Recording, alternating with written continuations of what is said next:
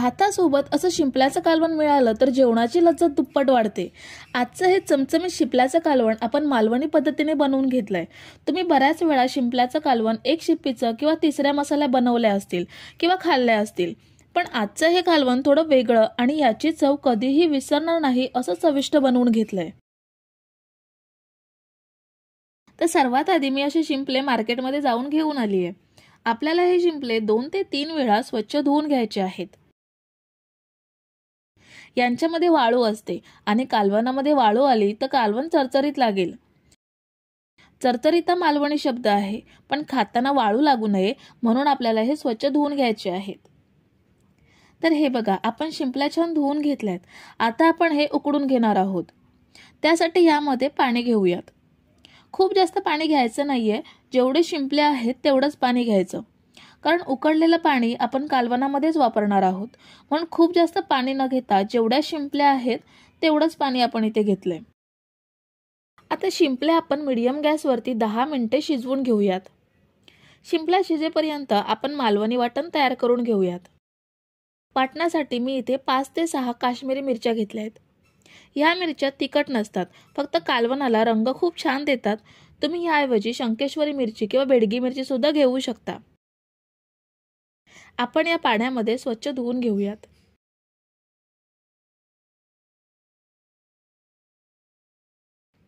मिरच्या स्वच्छ धुतल्यानंतर ह्यामध्ये अर्धा चमचा जिरं घेऊयात। 2 चमचे धणे घ्यायचे आहेत। मी इथे 7 ते 8 त्रिफळ घेते। मालवणी वाटणात त्रिफळ आवर्जून वापरतात, पण तुमच्याकडे नसतील तर नाही वापरली तरीही चालेल। ह्यामध्ये थोडंसं पाणी घेऊन हे 10 ते 12 मिनिटे भिजवून घेऊयात, म्हणजे वाटताना याची चांगली पेस्ट होईल। 10 ते 12 मिनिटे भिजवून घेतल्यानंतर हे पाण्यासकट मिक्सरच्या भांड्यात घेऊयात।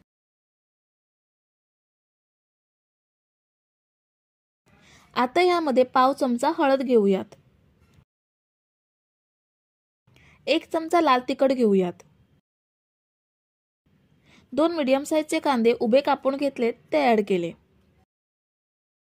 1 वाटी ओलं खोबरं घ्यायचं आहे। काश्मीरी मिरच्या तिखट नसतात, म्हणून 4 तिखट हिरव्या मिरच्या ऍड केल्या। यामुळे कालवणाला मस्त तिखटपणा येईल। 6 ते 7 लसूण पाकळ्या घेतल्या। आता थोडंसं पाणी घालून वाटण वाटून घेऊयात। हे बघा, आपण वाटून घेतलंय। वाटणाला काश्मीरी मिरच्यांमुळे खूप सुंदर रंग आलाय। वाटण बनवेपर्यंत शिंपल्या सुद्धा छान उकडल्या गेल्यात। सगळ्या शिंपल्या उघडल्या आहेत, त्यामुळे आतमधला मांस आपण सहज वेगळा करू शकतो। आता गॅस बंद करूयात आणि शिंपल्या थंड करून घेऊयात। शिंपल्या थंड झाल्यात, आपण यामधलं मांस वेगळं करून घेऊयात। अशी एक शिंपली तोडून दुसऱ्या शिंपलीतलं मांस काढून घ्यायचं, किंवा चमच्याने सुद्धा मांस वेगळं करू शकता। मांस वेगळं काढून शिंपल्या आपण टाकून देणार आहोत। काही जण एक शिंपली तशीच ठेवतात, जर तुम्हाला एक शिंपली ठेवायची असेल तर ठेवू शकता। याच पद्धतीने सगळ्या शिंपल्यांचं मांस काढून घेऊयात। याला मालवणी भाषेत माष्टा म्हणतात। मुळ्याची माष्टा, तिसऱ्याची माष्टा किंवा शिंपल्यांची माष्टा।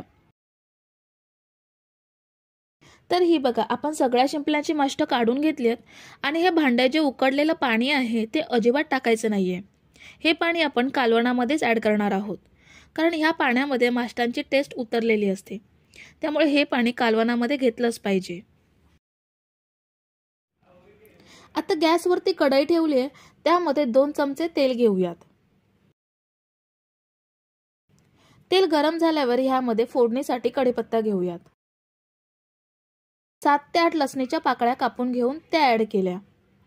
लसूण जास्त तपकिरी करून घ्यायची नाहीये, साधारण अर्धा मिनिट परतून घेऊयात।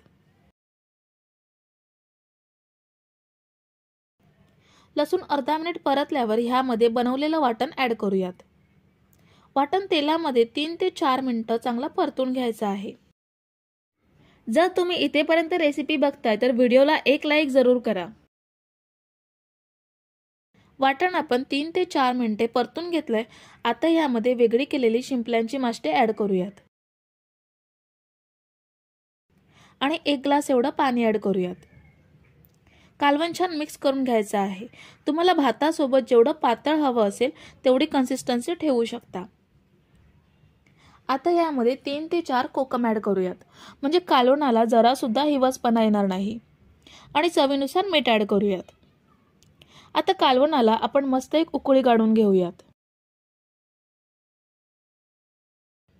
तर हे बघा, कालवणाला छान उकळी आली आहे। मासे आपण आधीच शिजवून घेतलेत, त्यामुळे कालवण जास्त वेळ शिजवायची गरज नाहीये। यामध्ये थोडीशी कोथिंबीर ॲड करूयात आणि कालवणामध्ये मिक्स करून घेऊयात। आता आपण गॅस बंद करून सर्विंग प्लेटमध्ये हे काढून घेऊयात।